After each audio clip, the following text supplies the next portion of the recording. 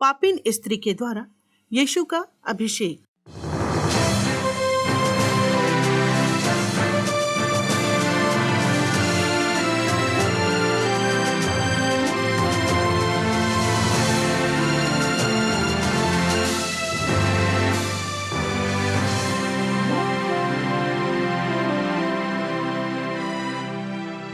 परमेश्वर का वचन कहता है, परमेश्वर ने जगत से ऐसा प्रेम किया कि उसने अपना इकलौता पुत्र दे दिया कि जो कोई उस पर विश्वास लाए वो नाश ना हो बल्कि अनंत जीवन पाए। कार्यक्रम यीशु की कहानी में आपका स्वागत है। श्रोताओ, उन दिनों जब यीशु अपनी यात्राओं के दौरान गलील प्रदेश में थे तो एक वेश्या उनके पास आई। वो बहुत घबराई हुई और अपने पाप से भरे जीवन को लेकर मसीह के सामने आती है। इस कहानी में हम सुनेंगे कि किस प्रकार की प्रतिक्रिया यीशु मसीह की उस पापिन स्त्री के प्रति होती है। क्या यीशु मसीह उसके पापों को क्षमा करते हैं? क्या यीशु उसके जीवन को पूरी तरह परिवर्तित कर देते हैं? तो श्रोताओ, आइए सुनते हैं इस कहानी को जिसका शीर्षक है एक पापिन स्त्री के द्वारा यीशु का अभिषेक।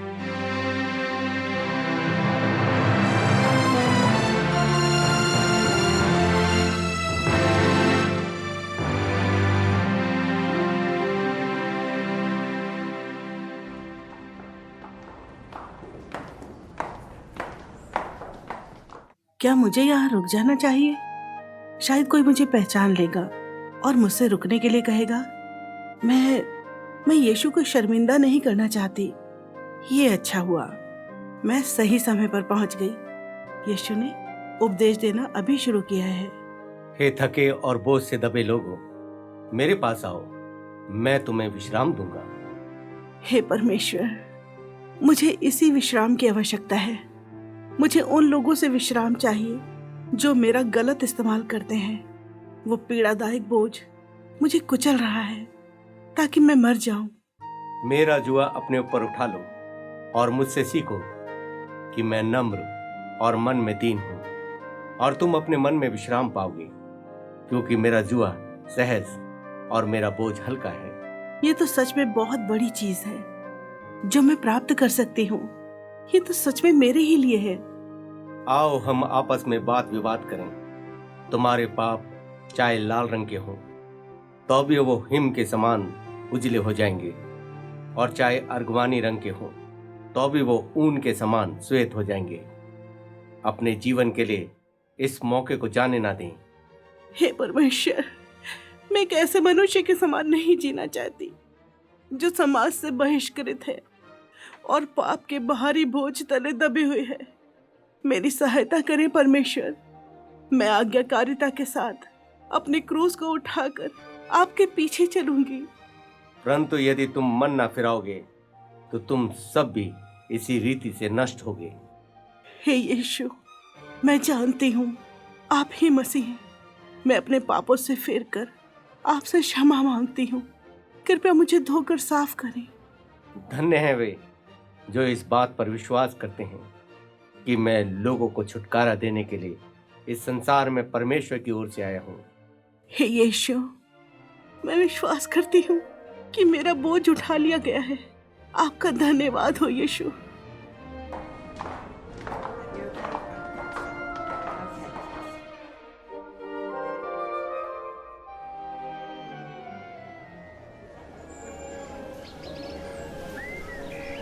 इतमार, वो पापिन स्त्री फिर यहाँ पहुंची है। मैं इस बात से आश्चर्यचकित हूँ कि उसकी हिम्मत कैसे हुई आज के दिन में अपना चेहरा दिखाने के लिए। कल जब यीशु लोगों को शिक्षा दे रहे थे तब मैंने इस स्त्री को भीड़ में खड़े देखा था। ये स्त्री हम धर्मी लोगों के बीच में आकर हमारे लिए मुसीबत बन रही है और माहौल को खराब कर रही है। वो लोगों की भीड़ के किनारे पर खड़ी थी और तुरंत वहाँ से चली गई थी। यीशु उसके लिए क्या कर सकते थे? इस स्त्री ने शायद सोचा होगा कि यीशु उसे जानते हैं कि वो कौन है। एक सच्चा नबी जो परमेश्वर की ओर से होगा वो वेश्या को देखकर उसको दोष लगाएगा। लेकिन मैं इस बात से सहमत नहीं हूँ कि यीशु परमेश्वर की ओर से नबी हैं। हाँ, तुमने ठीक कहा। यदि वो सच में परमेश्वर की ओर से होता तो कभी भी उस वेश्या को अपने पीछे चलने को उत्साहित नहीं करता। खैर देखते हैं। इस शुक्रवार मैंने यीशु को अपने घर पर शाम का भोजन करने के लिए आमंत्रित किया है। मैं चाहूँगा कि तुम भी ज़रूर आना इतमार।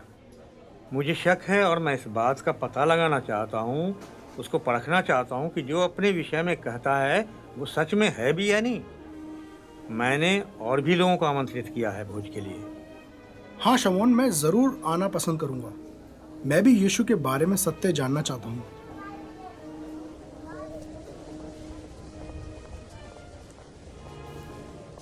हे स्त्री, क्या तू अंधी है? अभी रात नहीं हुई है। दिन के समय में तू यहाँ क्या कर रही है? दिन का उजाला नैतिक रूप से केवल धर्मी लोगों के लिए है। लोगों को अंधकार पसंद है क्योंकि उनके काम बुरे हैं। मुझे माफ करना स्वामी, मैं आपके लिए मुसीबत नहीं बनना चाहती। मैं तो बाजार से कुछ सामान खरीदना चाहती हूँ, इसलिए बाहर आई हूँ। कृपया मुझे माफ कर दीजिए। तुम मुसीबत उत्पन्न नहीं कर रही, बल्कि तुम खुद अपने आप में मुसीबत हो। लेकिन अपने गंदे कामों और अपनी घिनौनी जीवन शैली के कारण तुम अपने ऊपर मुसीबत लाई हो। शमौन सही कहता है, तुम भली स्त्री नहीं हो। हम जानते हैं कि तुम क्या हो। स्वामी, मेरा जीवन अब बदल गया है। अब कुछ नहीं बदल सकता, समझी? जो एक बार वैश्या बन गई, हमेशा के लिए बन गई। ऐसा न कहिए स्वामी, मैंने अपने पापों का पश्चाताप कर लिया है और परमेश्वर ने मुझे माफ कर दिया है और बदल भी दिया है। वो दिन आएगा जब न तो परमेश्वर ऐसी स्त्री को स्वीकार करेगा और न ही हम स्वीकार करते। व्यवस्था कहती है कि तुझे पथरवा करके मार डाला जाए। मैं जानती हूँ कि व्यवस्था क्या कहती है, लेकिन मुझे आशा है कि जब मैं इस बात को साबित कर दूंगी कि मैं बदल गई हूँ, तो लोग मुझे स्वीकार कर लेंगे। तुम नहीं बदल सकती। आप मुझे बदलने का एक मौका भी नहीं दे रहे हैं। जब आराधनालय के सरदार ही मुझे मौका नहीं दे रहे, तो मैं और लोगों से कैसे उम्मीद कर सकती हूँ? मैं जानती हूँ कि यीशु ने मेरे लिए क्या किया है। मैं उन पर विश्वास करती हूँ, तभी आपसे विनती कर रही हूँ कि मुझे एक मौका दे दीजिए।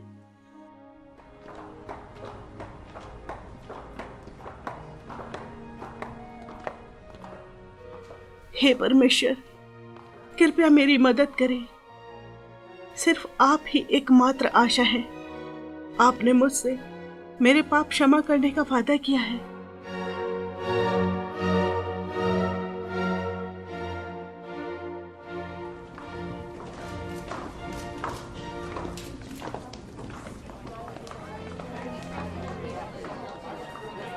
अंदर आ जाइए यीशु, आपका स्वागत है।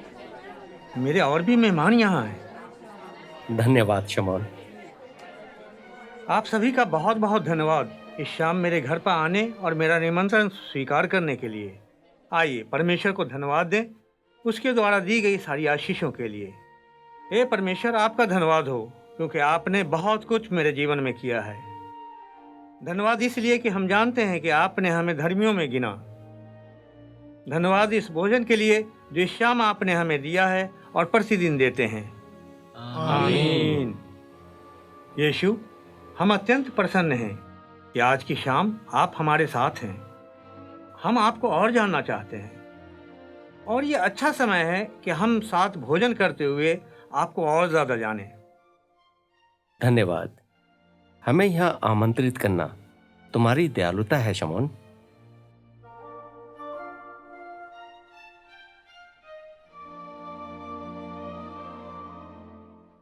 कहानी यीशु की सुनने के लिए आपको धन्यवाद। इस नाटिका को हम कुछ ही क्षणों में फिर से सुन सकेंगे। हुल्दा एक वेश्या थी जो समाज के द्वारा नफरत और बहिष्कारित की हुई थी। इसी कारण यीशु ने इसके जीवन को बदल दिया। लेकिन बहुत सारे लोग इस बात पर विश्वास नहीं कर रहे थे कि यीशु के द्वारा उसके जीवन में परिवर्तन हो चुका है। वो लोग अभी भी शंका में थे। आइए सुनते हैं आगे की कहानी जब हुल्दा यीशु के सामने आती है।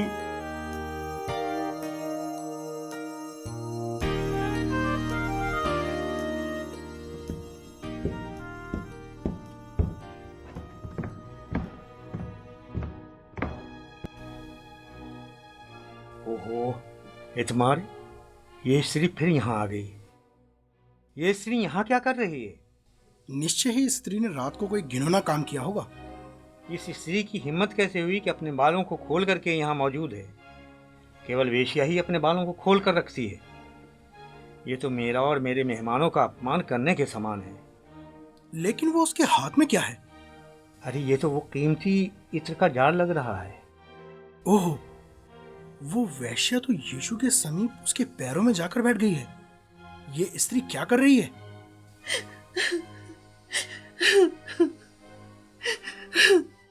अरे इतमार, वो रो क्यों रही है?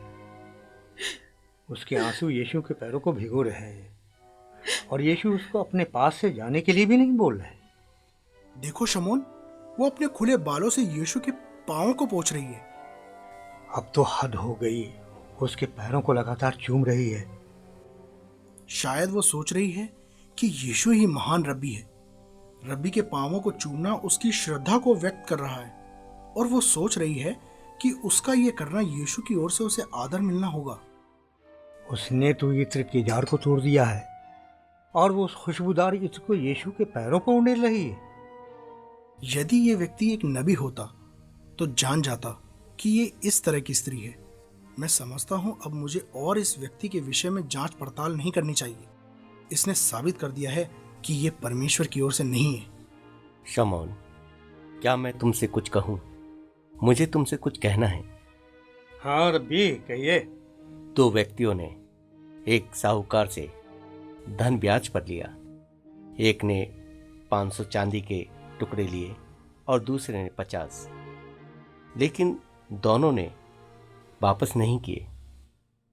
लेकिन उस साहूकार ने दोनों का धन जो ब्याज पर लिया गया था माफ कर दिया। दोनों का? ये तो बड़ा नुकसान हुआ उस साहूकार का। हाँ, दोनों का माफ कर दिया था। अब तुम बताओ, साहूकार उन दोनों व्यक्तियों में से किससे ज्यादा प्रेम करता था? उसी व्यक्ति से जिसने ज्यादा कर लिया था। तुमने बिल्कुल सही उत्तर दिया शमौन। शमौन, देखो, इस स्त्री को जो मेरे पैरों में पड़ी है उसकी ओर ध्यान करो।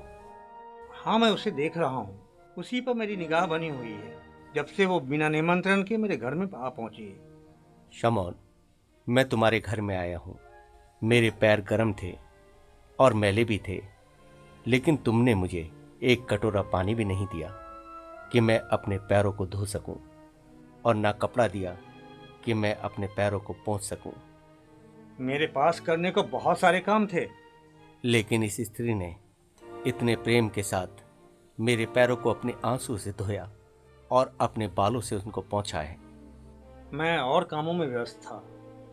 ये बंदा अपने आप को समझता क्या है जो इस तरह मुझसे बातें कर रहा है?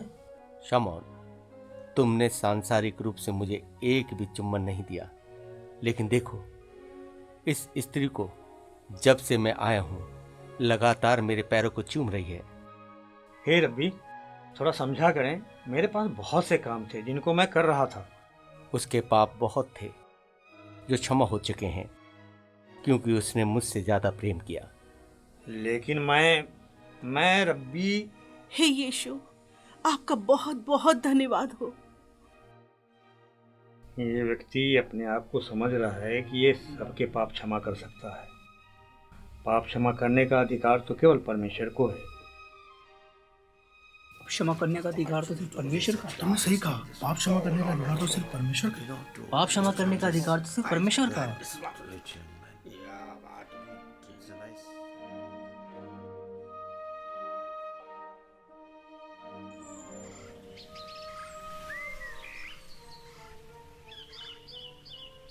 परमेश्वर की आशीष आप पर हो। ये कितना खूबसूरत दिन है। क्या ये हुल्दा नहीं, वही वेश्या? आवाज तो उसी की लग रही है, लेकिन उसकी तरह तो नहीं लग रही बिल्कुल। यदि ये वही है तो पूरी तरह बदल गई है। अरे हाँ, ये तो वही है। इसका रूप तो बदल गया है। उसका तो चेहरा भी चमक रहा है और उसके चलने पर उजियाला प्रतीत हो रहा है। देखो देखो, वो गुनगुना रही है। शायद कोई भी मनुष्य बदल सकता है, लेकिन बदलाव तो अंदरूनी होना चाहिए, न कि बाहरी। देखते हैं ये कब तक बदली रहेगी। चलो। हे हुल्दा, क्या तुम हुल्दा ही हो? हाँ स्वामी, मैं ही हुल्दा हूँ। आज तो तुम अच्छे मूड में लग रही हो। मेरे जीवन में सब कुछ बदल गया है। यीशु ने मुझे जीने का कारण दे दिया है। ऐसा क्या किया उसने तुम्हारे लिए? आनंदित रहने के लिए मेरे पास कुछ नहीं था। मेरा पाप में जीवन मुझे बोझ के तले दबा रहा था। यीशु ने मेरे पाप क्षमा कर दिए और मुझे शुद्ध कर दिया। अरे देखना, तुम्हारा ये बदलाव कुछ ही समय का है। अंत में तुम वापस अपने उसी घिनौने व्यवसाय में लौट जाओगी। नहीं स्वामी, नहीं, ऐसा कभी नहीं होगा। यीशु ने मेरे जीवन को हमेशा के लिए बदला है। यीशु ने वायदा किया है कि वो मेरे साथ हमेशा रहेंगे, और वो है भी, और मेरी सहायता करते हैं। तुम क्या समझती हो यीशु है कौन? कोई भी व्यक्ति किसी मनुष्य का जीवन नहीं बदल सकता, वो भी हमारी और मसीहा के समान एक व्यक्ति है, समझी? नहीं, यीशु ही मसीह है, परमेश्वर का पुत्र। कुछ भी ऐसा नहीं जो वो नहीं कर सकते। यहाँ तक कि वो मुझ पापिन स्त्री को भी बदल सकते हैं। हम देखेंगे, कुछ समय बाद तुम फिर से अपने उसी स्वभाव में लौट आओगी। यीशु ने लेवी को, जो चुंगी लेने वाला था, बदल डाला है। उसने मुझे भी हमेशा के लिए बदल डाला है। देखना, आप गलत साबित हो जाएंगे। यीशु और मैं इस बात को साबित कर देंगे। परमेश्वर आपको आशीष दे।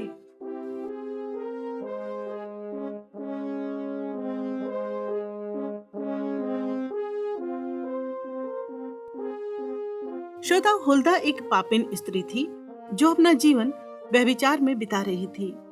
कोई उसे प्रेम नहीं करता था, बल्कि लोग उसका इस्तेमाल करते थे। इस कारण समाज ने उसे बहिष्कृत किया हुआ था। लेकिन ये किसी तरह यीशु के संपर्क में आ गई और विश्वास करने लगी, और उसका जीवन बदल गया। हो सकता है शायद आप भी यही महसूस करते हो कि कोई आपको प्रेम नहीं करता। शायद लोगों ने आपका इस्तेमाल किया हो और नकार दिया हो, लेकिन यीशु मसीह आपसे प्रेम करते हैं और आपके सभी पापों को क्षमा कर सकते हैं। परमेश्वर का वचन कहता है, बिना लहू बहाए पापों की क्षमा नहीं है। यीशु ने हमारे पापों के लिए क्रूस पर जान दी, जबकि उसकी जगह हमें मरना था। संत पौलुस लिखते हैं, पवित्र वचन के अनुसार मसीह हमारे पापों के लिए मरा, वो गाड़ा गया और तीसरे दिन मृतकों में से जी उठा। यीशु कब्र में नहीं रुके, बल्कि हमेशा के लिए जीवित हो उठे हैं। अब हम अपने हृदय की गहराइयों से प्रार्थना करने जा रहे हैं। आप इस प्रार्थना को ध्यान पूर्वक सुने और अपनी व्यक्तिगत प्रार्थना बनाएं। प्रिय परमेश्वर, आपका धन्यवाद कि आपने अपने पुत्र यीशु को हमें दे दिया। वो हमारे उद्धारकर्ता बनकर इस धरती पर आए। आपका धन्यवाद कि यीशु के पास ये अधिकार है कि वो हमारे पापों को क्षमा करें। और प्रिय परमेश्वर, आपका धन्यवाद, जब हम आपके पास आते हैं तो आप हमारा स्वागत करते हैं। आमीन। इस प्रार्थना को अपनी व्यक्तिगत प्रार्थना बनाने के लिए आपका धन्यवाद।